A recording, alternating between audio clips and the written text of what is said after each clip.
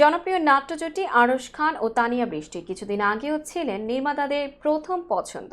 তাদের নাটকগুলো যেমন হেডফোন, থ্রেড, ভালো থেকো বিন্দু, লোডশেডিং, লাভ টর্চার ভক্তদের মাঝে ব্যাপক সাড়া ফেলেছিল, তেমনি ইউটিউব ও ফেসবুকে মিলিয়ন ভিউ অর্জন করত।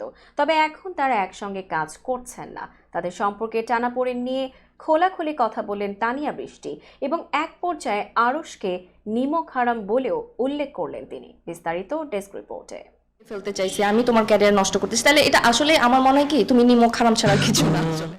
সম্প্রতি সংবাদ মাধ্যম কালবেলা পত্রিকার সঙ্গে এক সাক্ষাৎকারে তানিয়া বলেন, আমি কখনোই আরশের ক্যারিয়ার ধ্বংস করতে চাইনি, বরং ওর ক্যারিয়ারের শুরুর সময় থেকেই পাশে ছিলাম। তাহলে এখন কেন এমন করব? তানিয়া জানান তাদের সম্পর্কের মধ্যে টুকটাক ঝামেলা থাকলেও একসঙ্গে কাজ চালিয়ে যাচ্ছিলেন। তবে ঈদ উল ফিতরের আগে টানা 15 দিনের শিডিউল থাকা সত্ত্বেও আরশ হঠাৎ জানিয়ে দেন তিনি তানিয়ার সঙ্গে আর কাজ করবেন না। তানিয়া বলেন, বিষয়টি কষ্টদায়ক হলেও আমি মনোযোগ দিয়ে আমার কাজ চালিয়ে গেছি, কারণ আমি শুধু আরশের সঙ্গে নয়, অন্য সহশিল্পীদের সঙ্গেও নিয়মিত কাজ করি।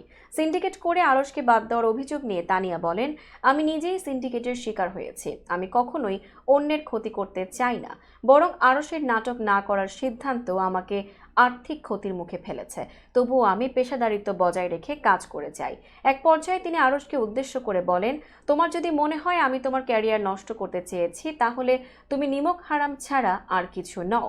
তিনি আরশকে উদ্দেশ্য করে অনুরোধ জানান, মিথ্যা অভিযোগ না করে ভবিষ্যতে পেশাদারভাবে কাজ করার পরিবেশ বজায় রাখার।